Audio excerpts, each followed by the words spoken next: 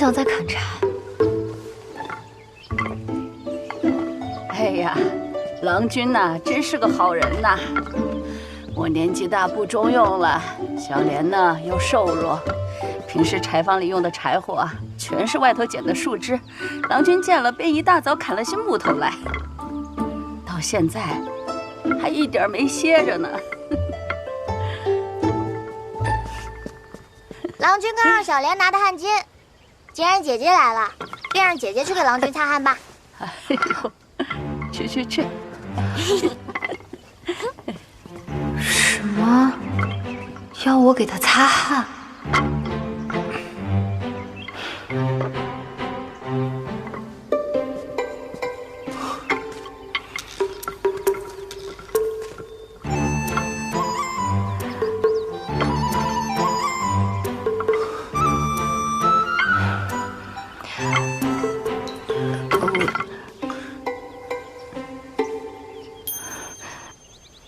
不用了，为夫自己来吧。来，快来吃饭啦！来了。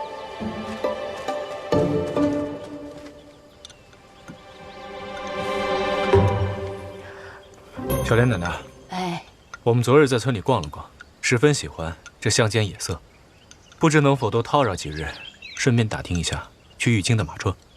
那怎么可以？说好的只住1天的。哎，这有什么呢？郎君喜欢就只管住下去。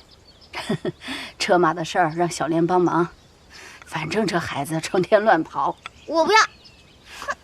哎，你这干嘛去啊？见笑啊，这孩子就这脾气。不碍事，您老放心，我们住的这几日，家中的农活就包在我身上了。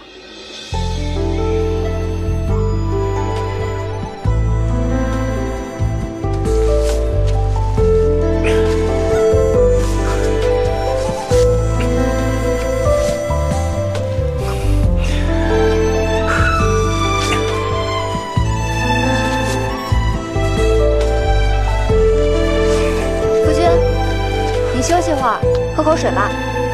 好。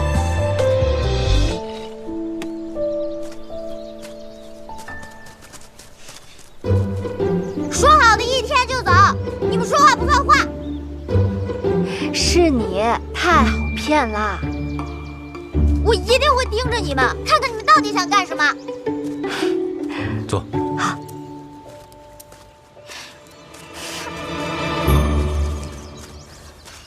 香爷累一上午了，喝点水吧。来，多谢。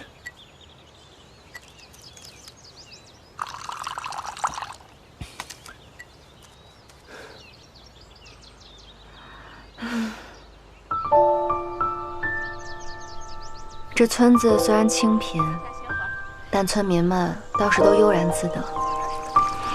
若是能久居此间，远离朝堂的纷争，那该有多好！田园之光固然舒畅，但不是每个人都有资格远离朝堂纷争，做一只闲云野鹤。相爷久居高位，定有许多身不由己，但有时保留一份向往，就是在心里保留一寸净土。相爷觉得呢？此番向往，竟不思作为。或许，你也是在做违逆你本心的事情吧。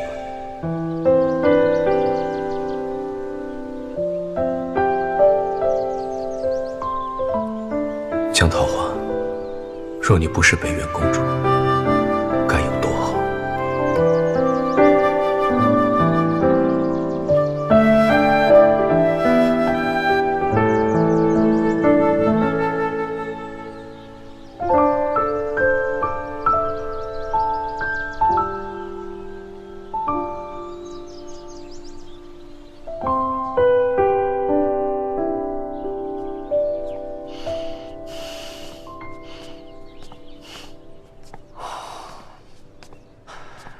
小姐，不是我非要为难你，实在是现下相爷不在府中，没人做主，你还是先回房间歇着吧。我哥不在，孟真真管不了事儿，你还在这儿推三阻四，是活活要把本小姐憋死在府里不成？我不管，今天你要是不给我个话，你也别想出门。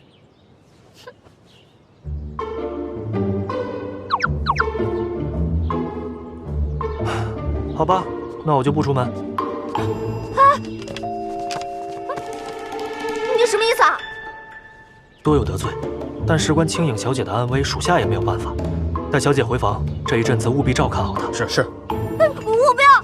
战罗，战罗，我要跟我哥告你的状！好你个战罗，不让我出府，自己倒是往外跑的勤。哼！可是我哥不在，他出去干嘛？难道是我哥出事了？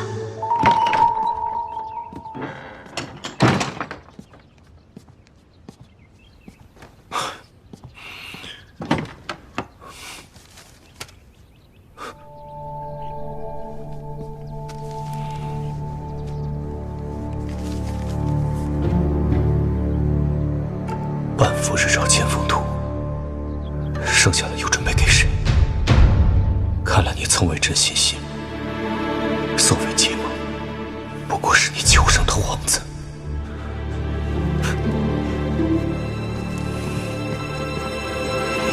剥这么多笋干什么？今日夫君辛劳，我想多炖些笋与他吃。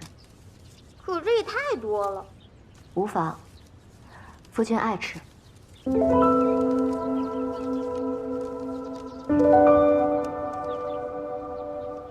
分明处处算计，暗怀鬼胎，面上却还处处动人，忠心无二。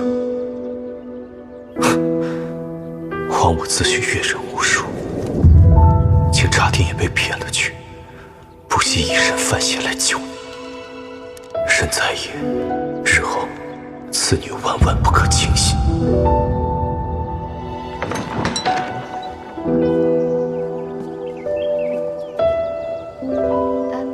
夫君衣服怎么没换？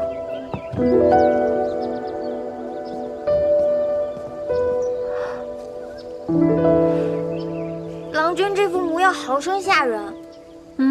谁说不是呢？你们是不是吵架了？娘子赶紧去哄哄吧。我？我一个小女子，为什么要去哄他一个大男人？姐姐，当心被别的女子抢了郎君去。我们村子里男人本来就不多，这好不容易出现一个，还如此英武，好多家的娘子都跟我奶奶背地里打听呢。姐姐若不想落得个独守空闺的下场，还是珍惜郎君吧。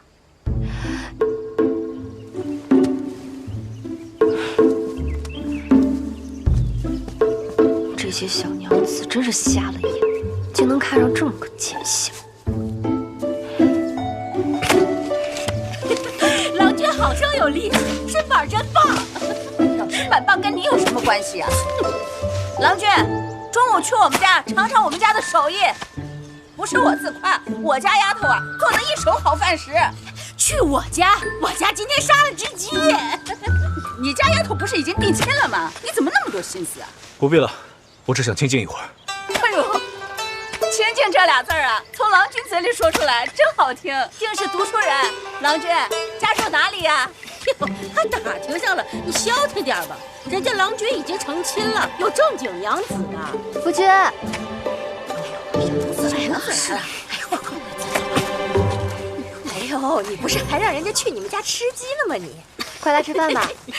小莲奶奶看你没吃饭就出来开荒地，特意让我盛了一些饭菜给你送来。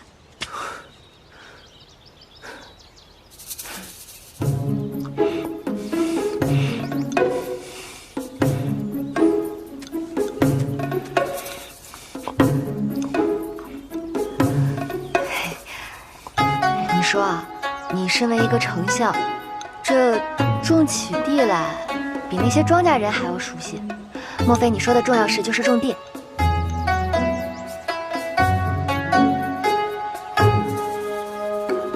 怎么，江娘子如此探寻我的过往，是打算找出什么蛛丝马迹来加以利用吗？我劝你，不要再白费心思了。我吃饱了，记好你的任务。这男人怎么性情如此反复？真是。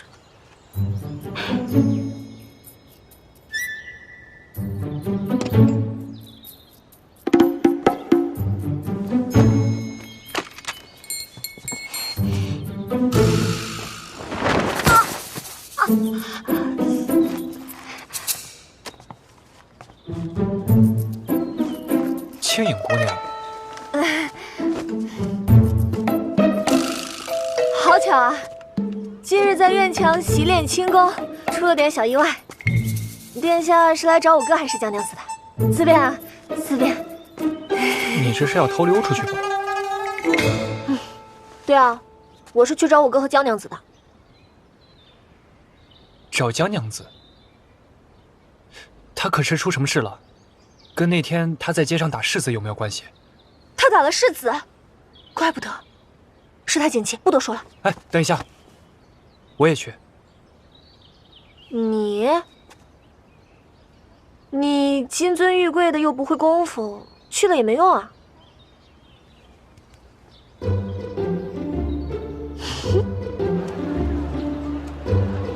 打扰一下，你有没有看见过这么高、长相英俊、气质儒雅、平易近人的男人，然后旁边跟着一个大概这么高的女人？没有。哦，好吧，谢谢。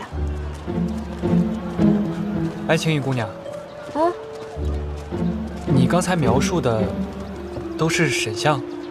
自然。长相英俊，气质儒雅，平易近人。嗯。看来我们永远都不会找到他们了。为何？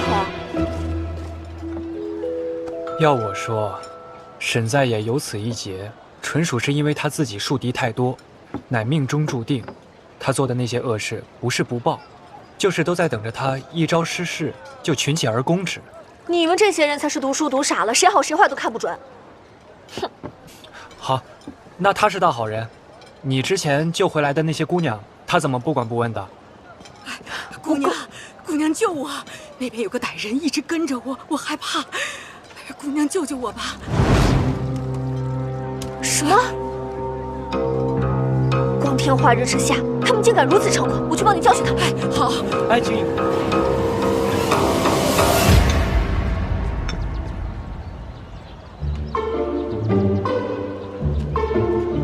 哟，这么年轻就要饭了？你说，若是我现在去找糕点铺的老板要点吃的，他会不会给我？你觉得呢？这不是多亏了向女侠见义勇为出手相助，我们才能被搜刮一空，衣服都被扒走了，只能穿这些东西。谁知道还有这种事吗？难道因为有可能会被坏人骗，就不去伸张正义了吗？我也并未如此说，我只是觉得，青影姑娘下次出手前，可以先动动脑子。你意思是我没脑子？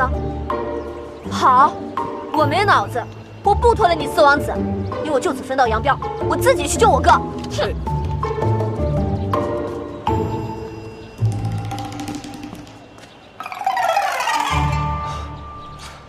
青影姑娘，哎，青影姑娘，我也不是这个意思。木夏，你快看，是我哥留的记号。不是吧？这也行？我和夫君来这村子也待了有段时日了，怎么没见村中的其他男丁啊？哎呀，还不是怪那个残害忠良、坏事做尽的奸相沈在野。这和他有什么关系啊？要不是他，我们能落到如此地步吗？就是。这到底是怎么回事？唉，娘子有所不知，老身和这些亲友们原来是生活在别处的，虽不富裕，但是耕种着代代传下来的田地，倒也闲适。可谁知道有一天，突然来了官吏，告知我们耕种的土地是朝廷的军屯用田，还说我们是恶意耕种朝廷用田的乱民，还派了专门的官吏来镇压我们，领头的就是如今的奸相沈在野。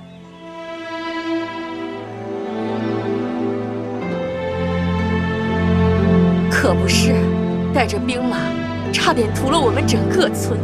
幸好好心人帮助我们逃了出来，我们才侥幸活了下来。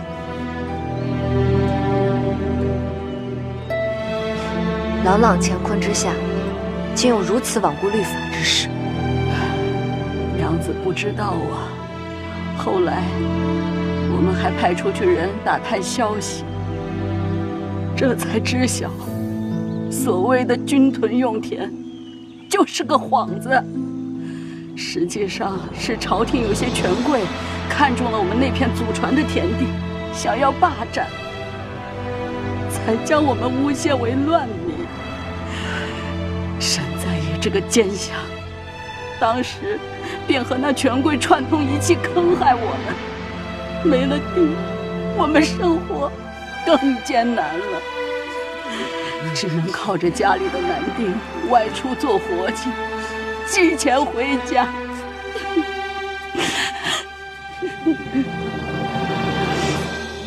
原来如此，这其中的缘由竟如此的曲折。正因此事，哥才出村去找钱来养活小莲和奶奶的。7年也不曾回来过一天，也不知哥哥现在如何了。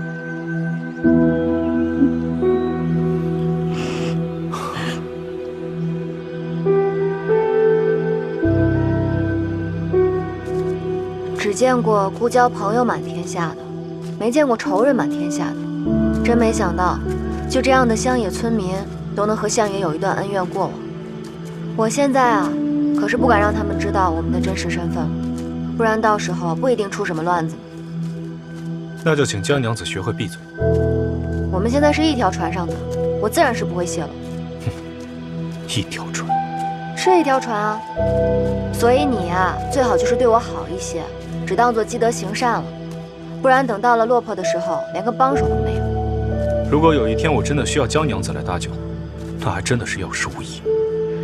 或许高高在上的人也会有需要小人物的一天呢。不过，我有件事情想不明白，相爷既然对恶钱如此执着，要查个分明，又为何？你是想问，为何我一边查案，一边做着危害百姓之事，对吗？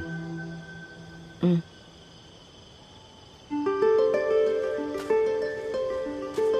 一将功成万骨枯，这么简单的道理，江娘子难道不懂吗？所以那些村民，就是要被牺牲掉的那些人。谁让他们如此弱小，连保护自己的能力都没有？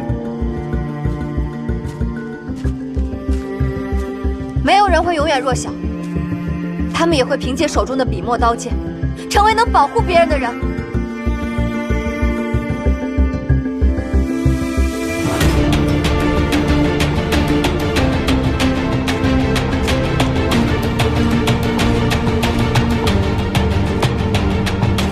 原来你就是害得我们无家可归的那个沈在野。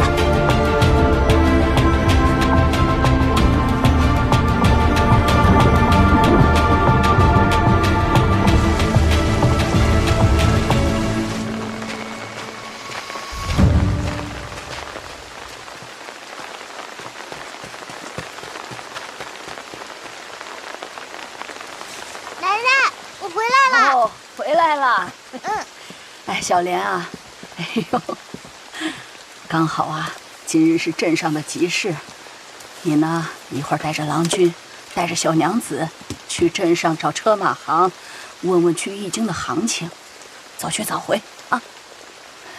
哦，姐姐随我来。好。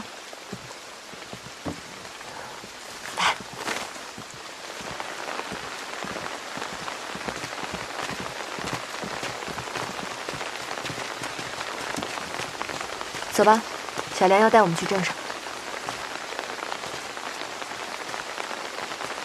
好。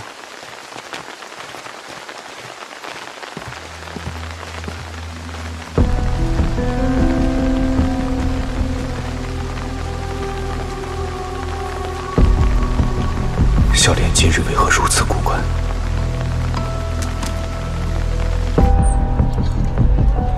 刚出炉的包子，今天新包的。来，王叔拿着。多谢啊。慢走啊，下次再来啊。好嘞。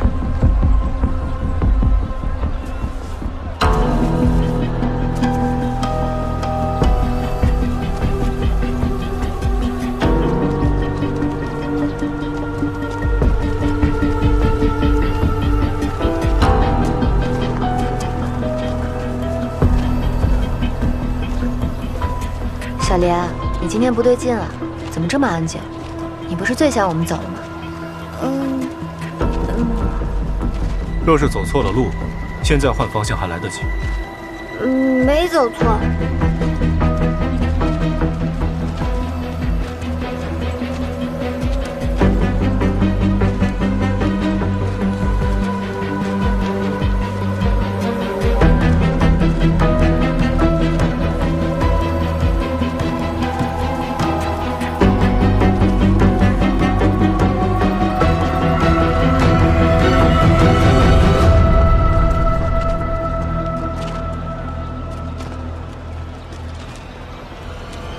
姐姐，快跑！有埋伏！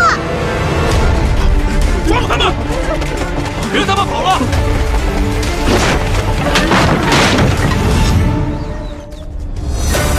快跑！姐姐，快跑！哎，小莲，你慢点。哎，小莲，小莲，你慢点跑。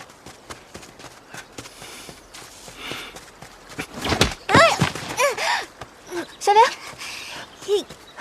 小莲，没事吧？啊，小莲，没事吧？还好吗？说，为什么引我们去镇上？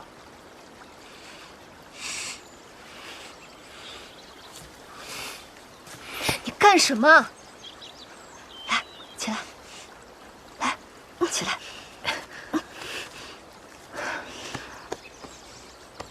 小莲。今日这些人，是你找来的吗？姐姐，对不起。既然你已经答应他们的命令，引我们前来，就说明你肯定知道，确实有一队人在追捕我们。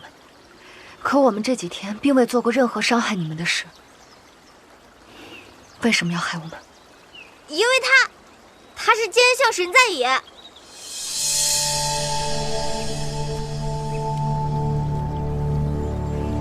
那日我听到了你们的谈话，这才知道，他就是害了我们全村的奸相。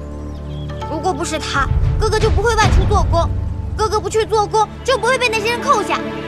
你既然知道我的身份，就该知道我做事心狠手辣，把你知道的一五一十的全部说出来，否则。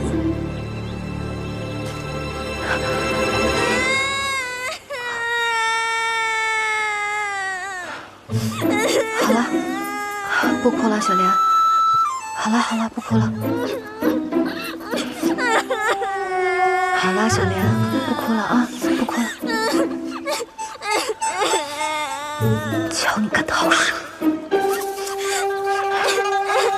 好了好了，小莲，你能告诉我，你哥哥是被谁扣下的吗？几年前，有些人来村子里招工。大家不要着急啊，排好队，来往前走。姓名钟四，因为工钱给的高，30。村里的成年男子基本上都去了，姓名也包括我哥哥。小莲，下一个。哥哥走了以后，你要好好照顾自己。等哥哥做完了工，就回家。哥哥别去，那些帮贵人做事的人都没有回来。嘘，小莲，那些人虽然没有回家，不过确实寄回了银钱，所以肯定没问题的。行了，啊，那哥哥要记得写家书给我。好，写家书给你。自那之后，哥哥就再也没有了音讯。之后每月的银钱虽然我们能按时收到，但我却没有见到过哥哥一封家书。哥哥是最信守承诺的，他说了会给我写家书，就一定会写。他要是没写，肯定是出事儿了。我看到镇上抓你们的人里面，带走我哥哥的工头也在，想着反正你是祸害百姓的坏人，不如就把你们带过去，换我哥哥回来，也算是做了件好事。既然你哥哥对你如此重要，为何你又临时反悔呢？虽然你是坏人，但姐姐是好人，我不想害姐姐。好了，我该说的都说了。村里的大娘都说，你这奸相对付不听话的人，都是要扒皮抽筋的。现如今我也吃饱喝足了，你动手吧。相爷真是好大的威风，就连这深山村落里的孩子都知道相爷的行事作风。小莲，我们不会杀你的，你很勇敢，你很聪明。要是姐姐的亲人被人关了起来，姐姐也会不惜一切代价去救他的。所以这件事情你没有做错，但你要记住，做任何事情，在没有十足的把握之前，是不能轻举妄动的。你确定，就算把我们交给工头，他就一定会放你哥哥出来吗？可是我哥哥……小莲，你放心，这个奸相呢，虽然不怎么做好事，但是这次他一定会帮你把哥哥救出来的。真的吗？江娘子想做好事，可别带上我。一次不忠，百次不容。他这次害我虽然没有成功，焉知没有下一次？人孰无过，更何况是这么小的孩子。小，不是他犯错的理由。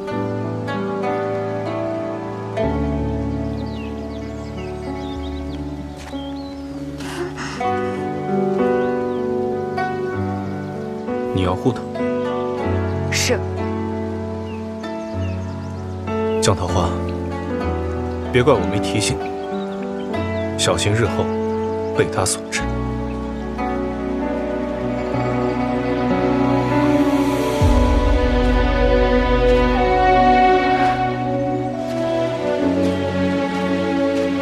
沈在也说过，他并非世家出身，也曾饱尝冷暖。他究竟经历了什么，竟对所有人都如此戒备提防？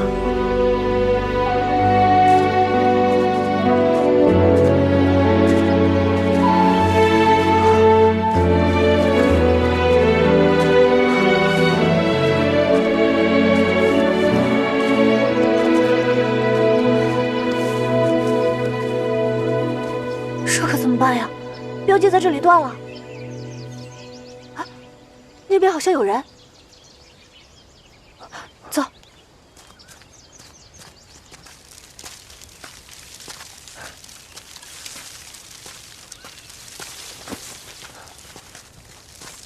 啊，奶奶，奶奶，奶奶，啊，哎，怎么了？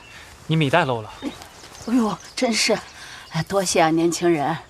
我老婆子就说这米袋子怎么越拎越轻呢？奶奶，我来拎吧。哎呦，好。哎呦，现在的年轻人都有一副好心肠。奶奶，您说都的意思，难道您还见过其他好心肠的年轻人吗？是啊，前几日啊，村里来了一对夫妻，就和你们这对夫妻一样心好啊。奶奶，我们不是。那对夫妻，您刚才说的，您刚才说的，哎呦，别急，别急啊！奶奶这就带你们去找那郎君和小娘子啊。跟我来。好，前边啊就是我家。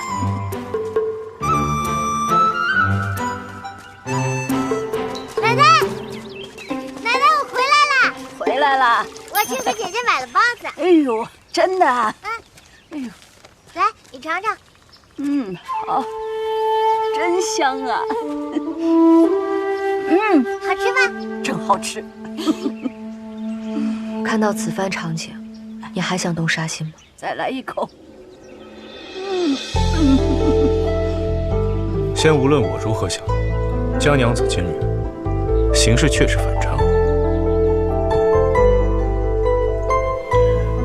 一个只想着如何自保的人，竟然也会多管闲事。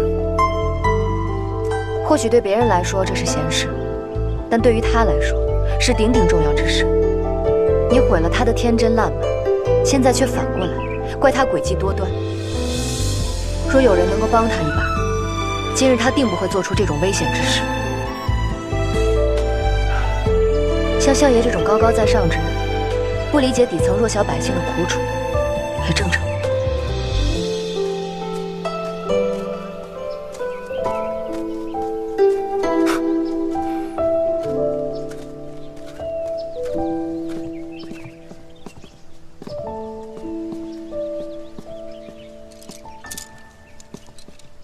6个人。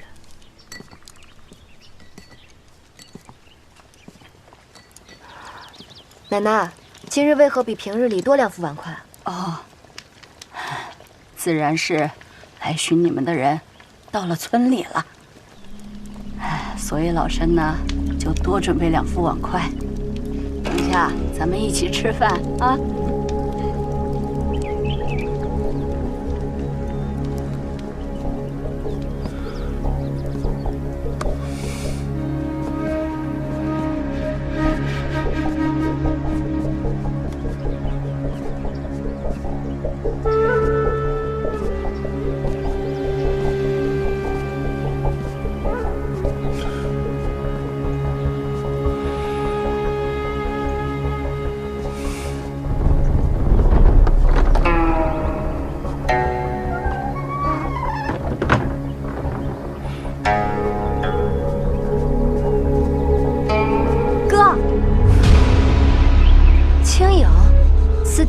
四公子，你们怎么来了？我们沿着标记一路找来的，路上还碰到了小莲奶奶。2位郎君穿上哥哥的衣服，不知道的还以为是兄弟呢。还这么一说，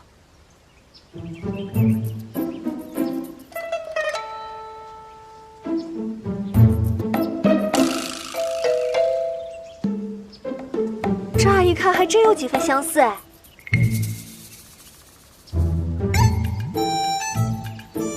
当然了，还是我哥更好看些。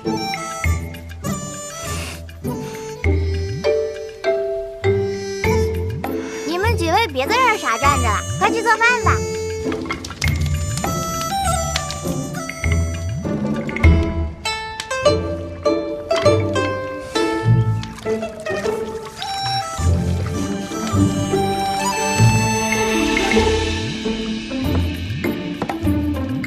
谢公子。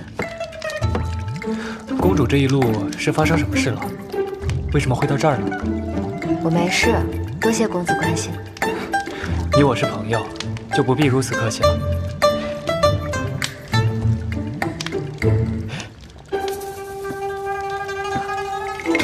喂，你这人可真偏心，都是御前，怎么只关心江娘子，不问我哥？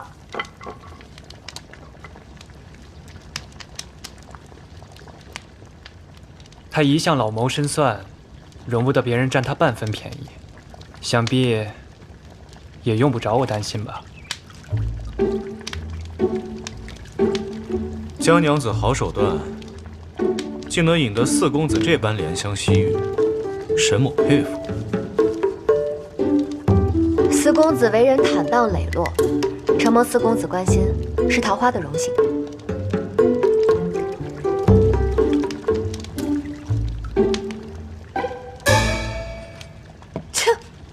他就会说些好听话，要不是有我一路护着，他才没机会在这怜香惜玉呢。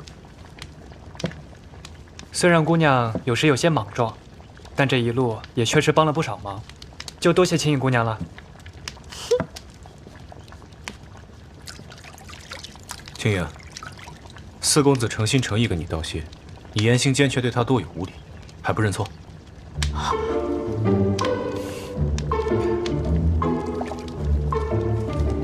不是吧，哥？你怎么还帮着外人啊？我言行无礼，他对你看起来也没有多有礼啊。四公子身份尊贵，岂可同你我相比？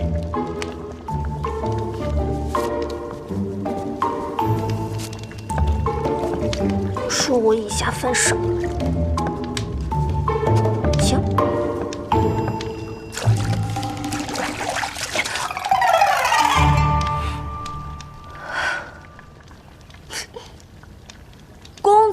扑江娘子，那我扑江娘子总不算以下犯上吧？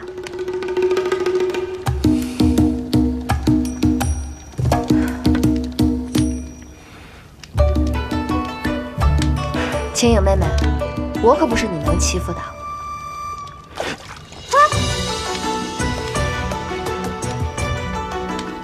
青影妹妹因为公子泼我水，我自然要泼你，这叫以其人之道还治其人之身。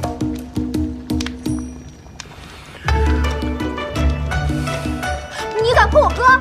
你等着！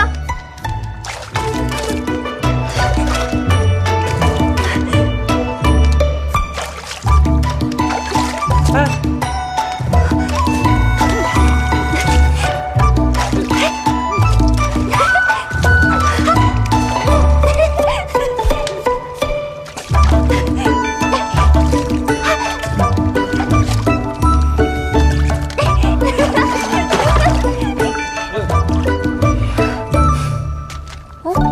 幼稚！生气了？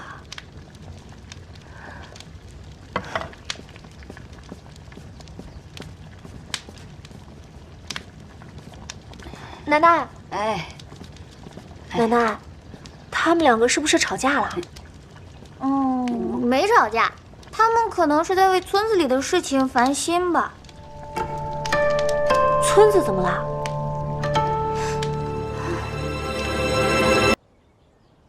公子、夫人，请用茶。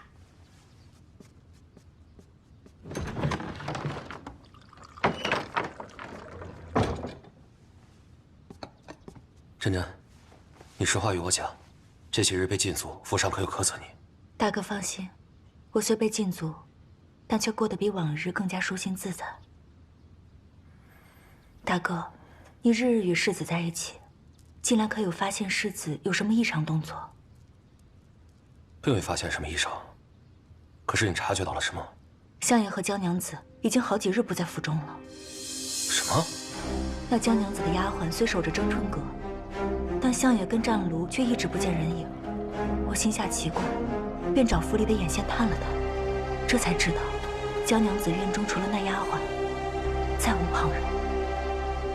我觉得这事跟世子有关，便急急唤你过来询问对策。他们离府有几日了？细细算来，应该有5日了。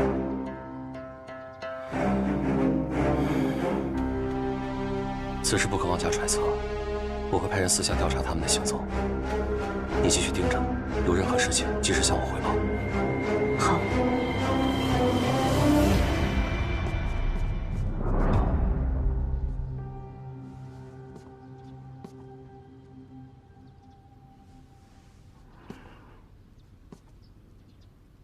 此番你被沈相软禁，都是受了家里的拖累。月堂那边你不必担心，我已派人将他寻回，现下就在孟府好生待着。只是你，大哥不必自责。身为孟家女，这便是我的宿命。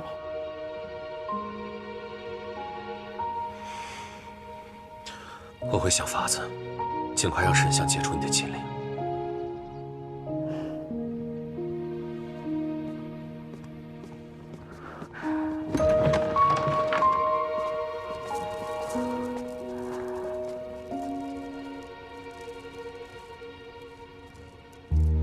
你们一个个怎么回事？这么久了，人还没找到。奴才已经把人都派出去了。于今就这么大，想必很快就有消息了。那不还是没找到？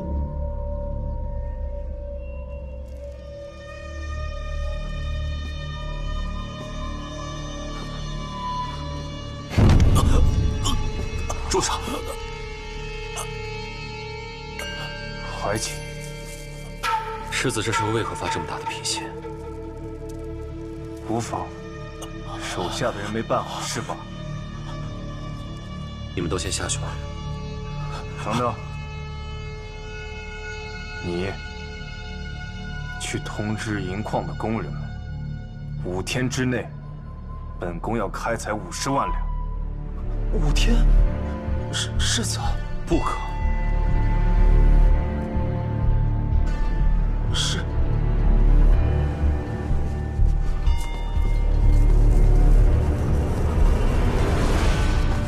怀瑾请世子收回成命。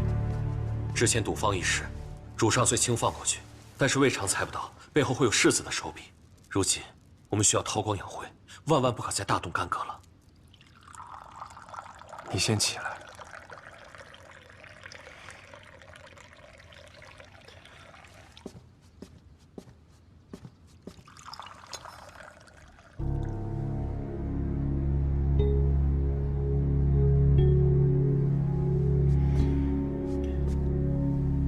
我知世子心中烦闷，但凡事欲速则不达。我们近日还需小心谨慎行事。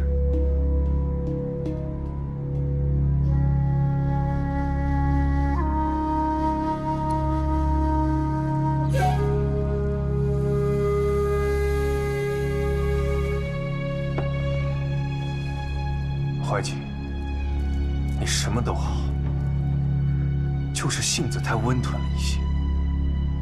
你知道赌坊之事，父王为何不再追究了吗？因为我的背后有孟家，你们是最大的世家，我有你们，就等于我有了各大世家的支持。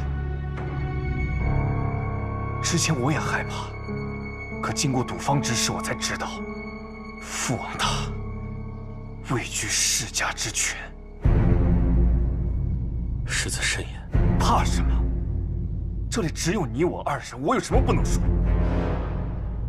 就算我犯了事，我仍是世子，你更是孟佑乡的嫡长子，你我2人联手，又有何惧？但赌坊与银矿终究不同，赌坊姑且能算是世子的个人琐事，但是银矿可是国之根本。世子最近定要谨慎行事。近日，银矿万万不可再大肆开采了。怀瑾，我自有分寸，此事你莫要再说。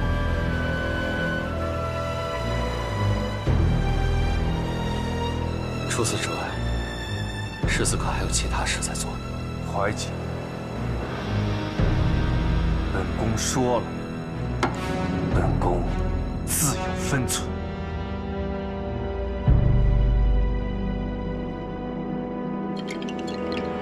岂有此理！这哪是去做工啊？这分明就是强掳良民，还有没有王法了？我要写一封诉状，上书周御史，他素有廉明，定会为你们伸冤的。那事不宜迟，你现在就写。但是光有诉状还不行，人证物证都得有。人证，我们全村的村民都能作证。物证，大哥哥需要什么物证，我也可以帮忙。好。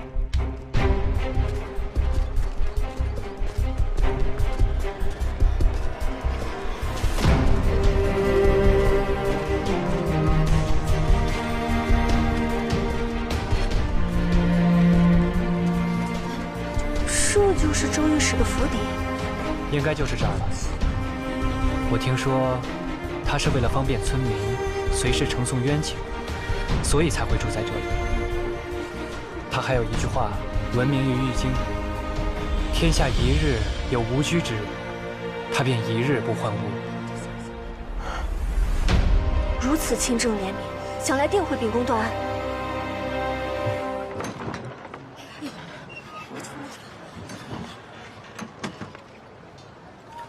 草民有天水村76户村民之冤情，望周御史为村民伸冤。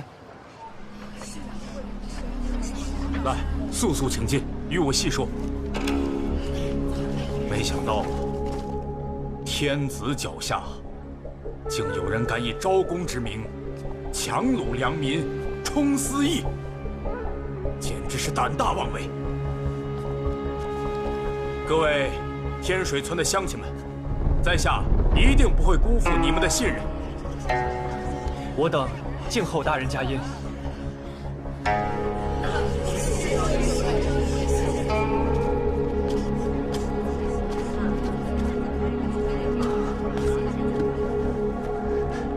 相爷，哎，你说那一男一女能带着人告官成功吗？哟，周大人那可是出了名的好官，我看能行。敢问二位说的一男一女是何人？就是2个长得很好看的人。哎，他们回来了。殿下小姐，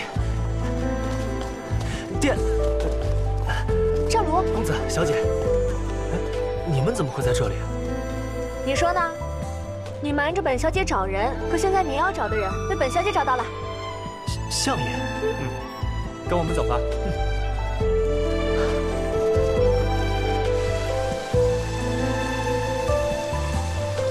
也不知道这一个下午人都跑去哪儿了，一个都找不见。娘子啊，跟老身先吃饭吧。啊，瞧这面色，莫非还在为我泼他水生气？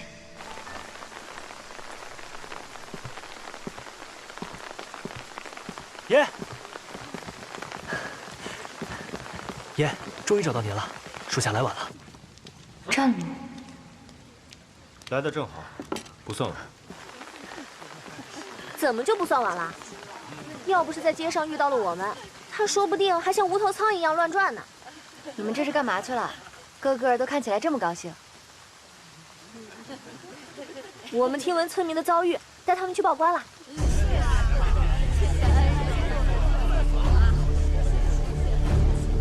报官？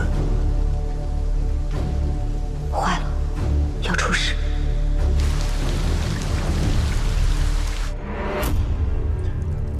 你二人刚刚去报官了？对啊，我们去报官了。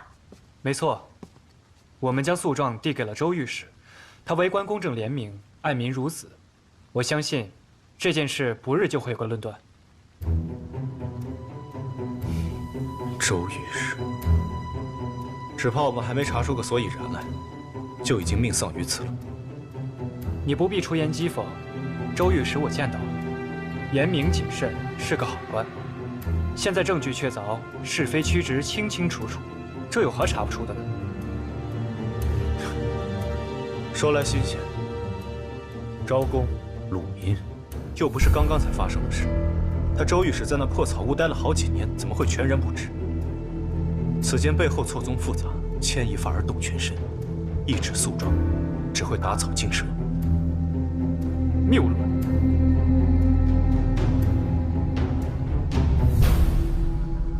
是不是在沈相的眼里，人人都有阴谋，官官都有算计，任何事情都是从长计议，然后背后算账？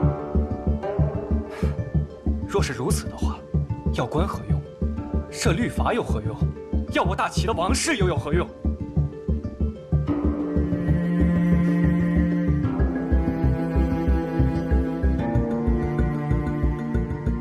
四公子，相爷每次都习惯用自己的方式处理事情，虽说有用，但的确也伤及了无辜。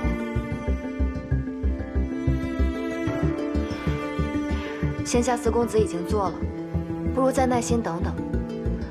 若是真的能兵不血刃的解决，岂非更好？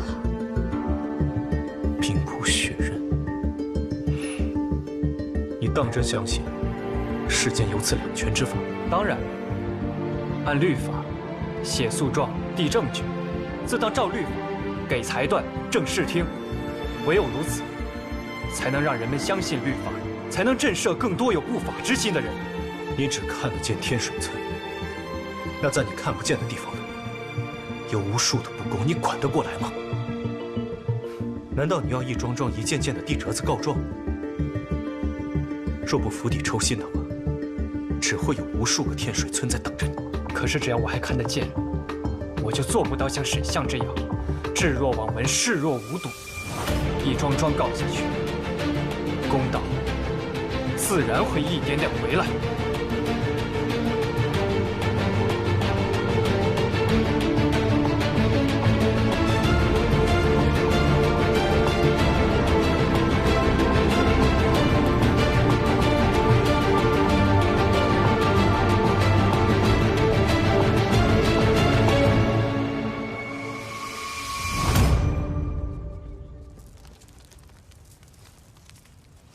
周御史做得不错。起来吧。是。能为世子效力，是下官的福分。不是沈在野带头报的官，那会是谁？那人闭口不提，只看得出他气度不凡，听口音也是玉京人士。下官便留了个心眼儿，将那带头的一男一女画像给带来了。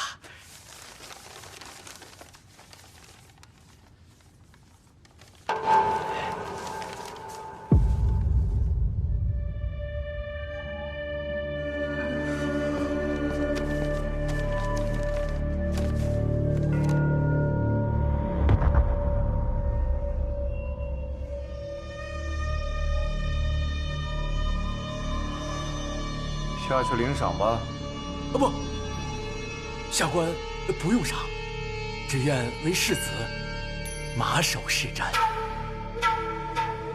周御史，下岁的察举会把你调回玉京。你那个茅草屋的故事，换一个编吧。多谢世子。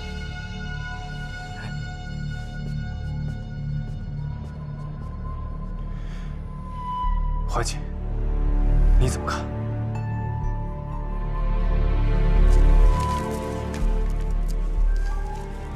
依我看，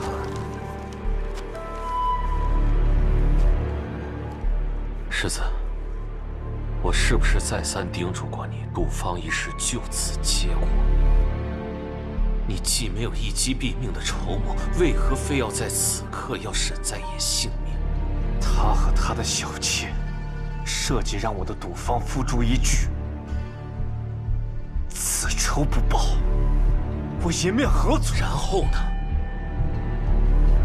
人没杀成，还把他们逼到了天水村。你早一天告诉我都有转圜之机，就说你之前派人去追是因为江娘子对你不敬，现在把四殿下也牵扯进来，变成了死局。怀瑾，现在怎么办？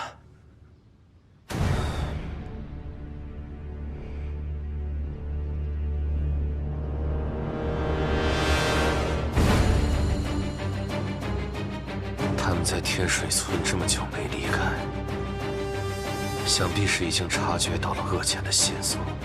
招供之事暂停，村子也不能要了。请世子殿下传令下去，派出杀手，将他们赶尽杀绝。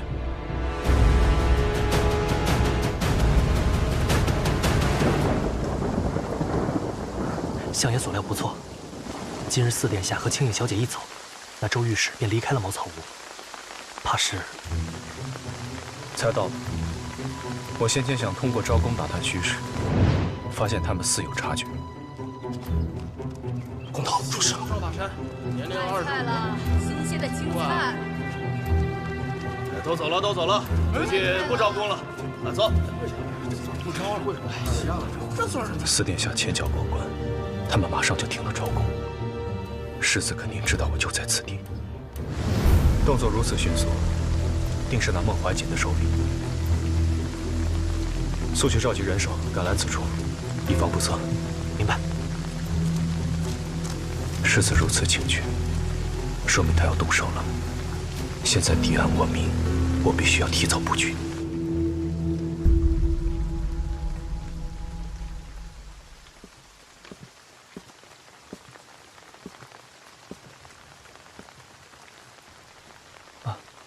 公主，自公子回来后，便再无进食。吃点东西吧。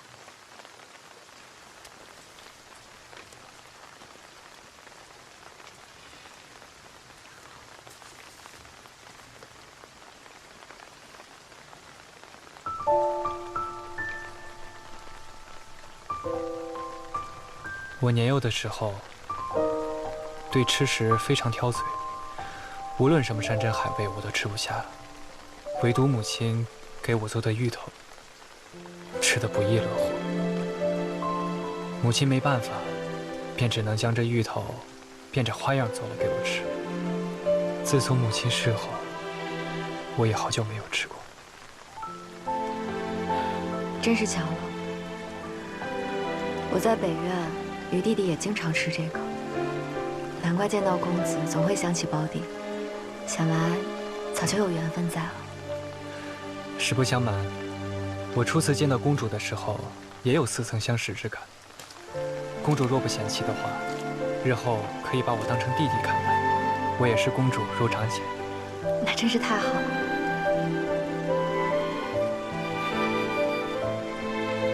公子可是在为今日之事所烦心？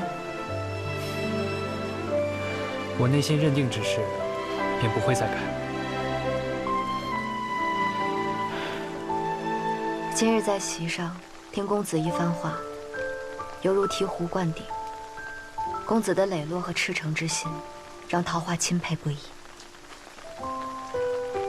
此事若当真如公子所说，按照朝廷法度顺利解决，那真是件令人宽慰之事。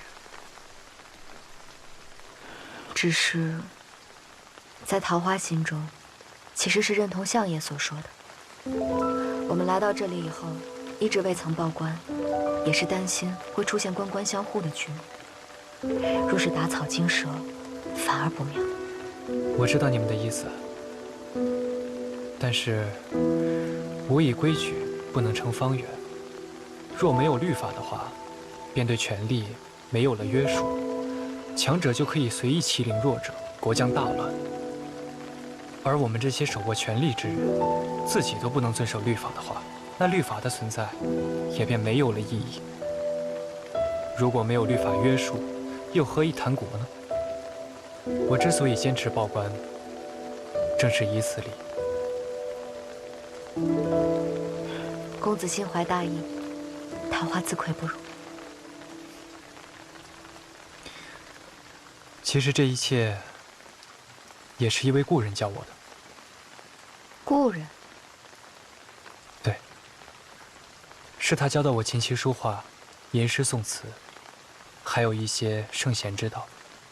我不过是承他的道罢了。这位故人可是公子的哪位启蒙老师？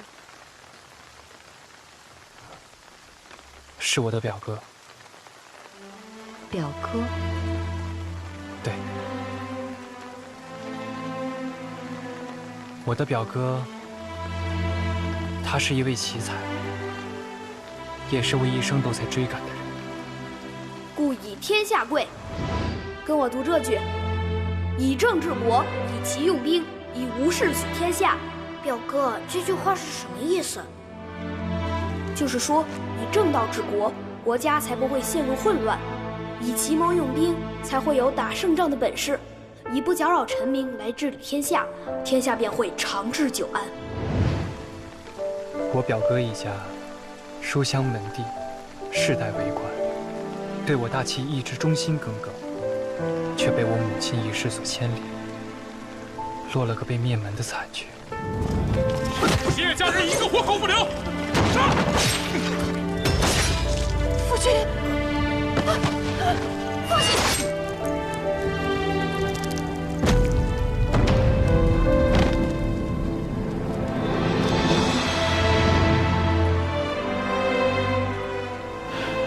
没想到还有这样的过往。你表哥，不知他现在在何处？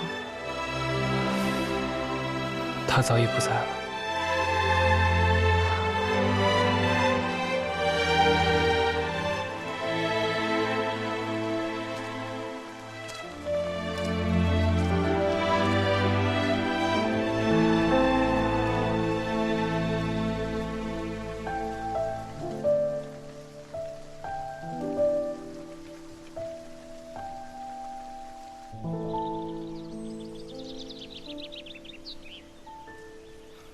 小兔崽子，上次就是你骗了我们，今天再敢骗人，我扒了你的皮！这次肯定没问题，我骗沈在野，让他独自去砍了柴。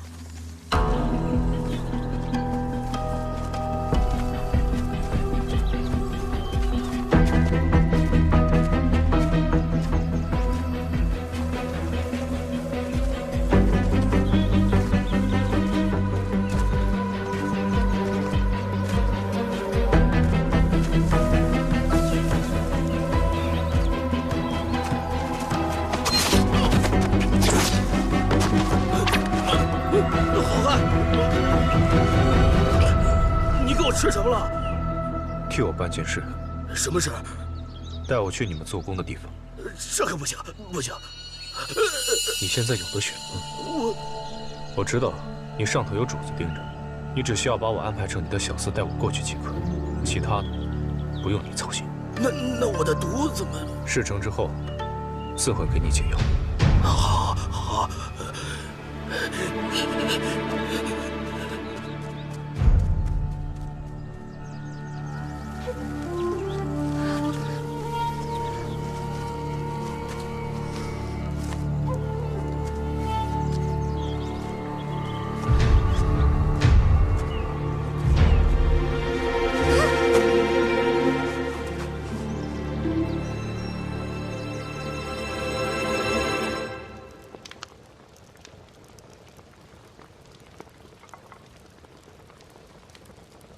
小莲，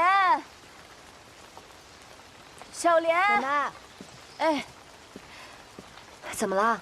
哎呀，还不是找小莲呢，这丫头也不知道跑哪儿玩去了。你说天都黑了还不回来？您先别急，怕是小孩子太贪玩了。你是不知道啊，这山里多野兽，一到晚上那可危险着呢。哎，不过这孩子是最知轻重的，这次也不知道为什么。我去找找啊。小莲，小莲，小莲。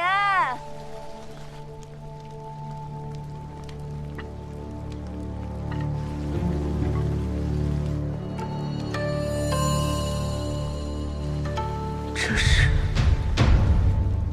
是血。一次不忠，百次不容。他这次害我虽然没有成功，焉知没有下一次？小敖不是他犯错的理由。沈在野一贯是宁他夫人，无人负他。莫非？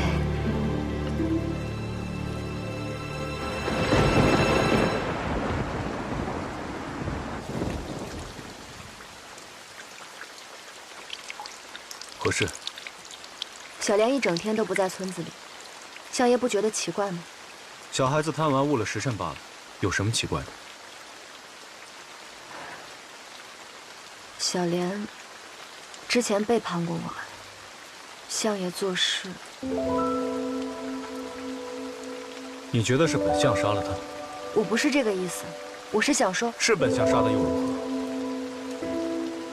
本相本就心胸狭隘，身边容不得背叛之人，就像江娘子一样，一边同本相虚与委蛇，一边又藏着那半幅日照千峰图，又想当做筹码吗？你这种算计，足够本相杀你100次。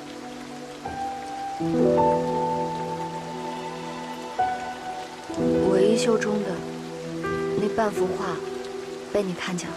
若非如此，本相还不知道如今江娘子的演技已经到了炉火纯青的地步，竟将本相耍得团团转，真是佩服。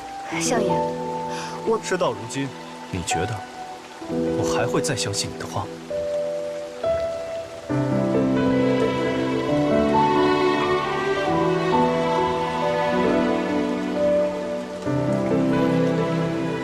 未免江娘子有性命之忧，我劝你好好待着，好好做事。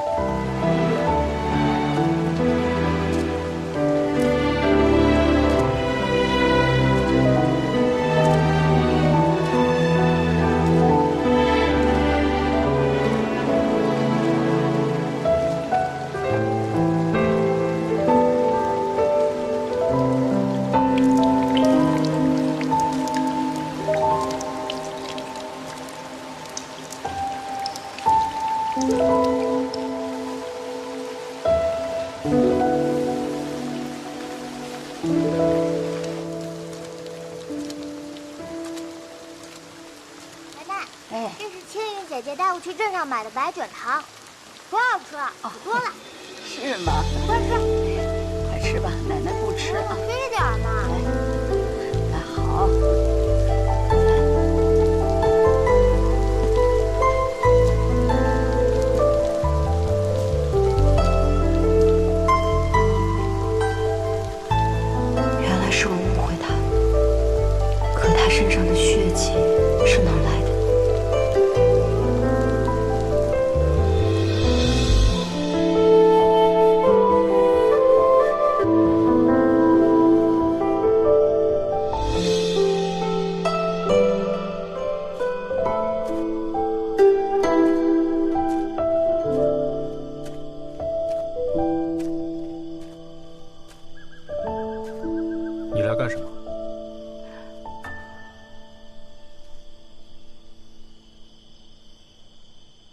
今天是我误会相爷了，特来道歉。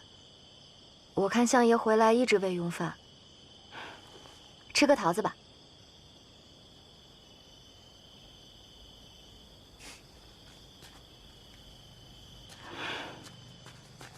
相爷，那半幅画我的确是有苦衷的，但我可以发誓，绝对不会做危害大齐或是危害相爷之事。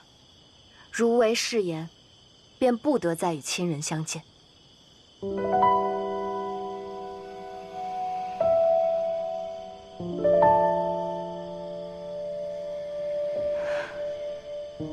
这已经是对我来说最重的誓言了。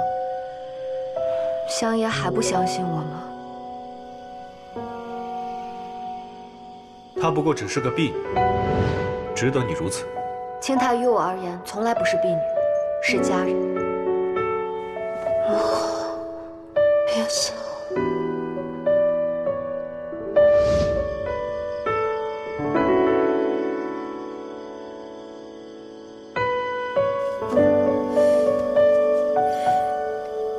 你可以回去了。长路漫漫，不如今夜我与相爷同行，如何？哼，跟我同行，你就不怕我是去做那烧杀抢掠之事啊？那又如何？我本来也不是什么良善之辈，若相爷烧杀掳掠，那我愿意做相爷身边那个递刀的人。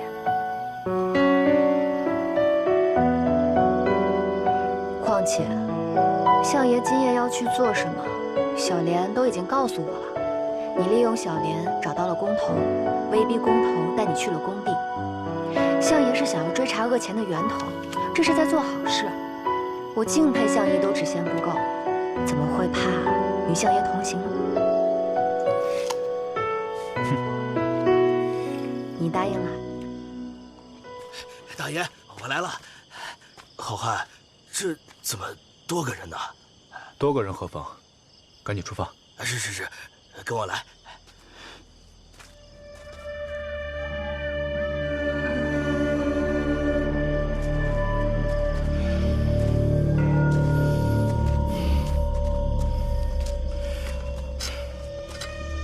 也不知道此人可不可信，不会有什么埋伏吧？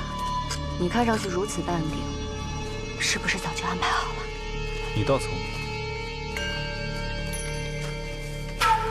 我早已让战卢带人策应，此去若能顺利查出真相最好，若不成，也可以为村民拖延时间。拖延时间？什么意思？我已告知青影跟四殿下，让他们在村外守着，如若发现敌人，马上带村民转移。我哥果然没说错，什么狗屁爱民孺子，竟也是个狗官。还好我们早有防备。快回去通知大家。走。以世子的心性，知道你我在此，定会赶尽杀绝，不留一个活口。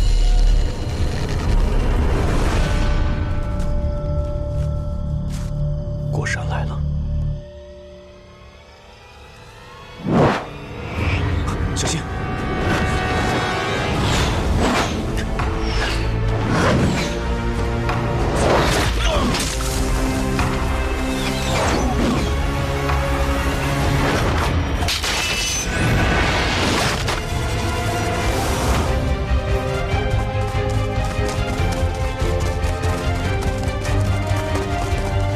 来的比预想的快，看来咱们找对地方了。只是我没想到会有这么多人。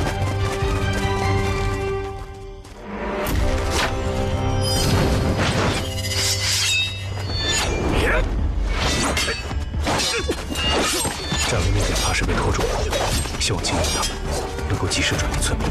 爷爷奶奶，快出来！张叔叔，快开门！有人要来屠村，大家快跑啊！哎呀，不好，我忘了拿你哥的东西了，先跟他们走。奶奶，你要快点！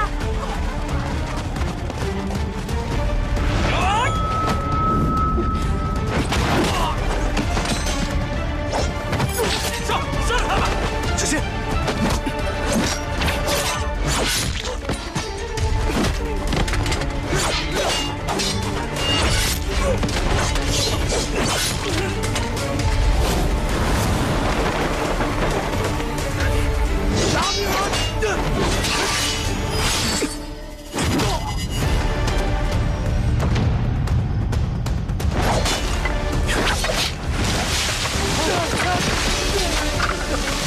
你受伤了？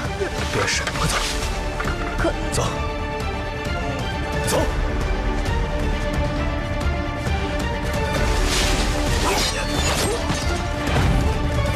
追！别让那女的跑了！打你吧！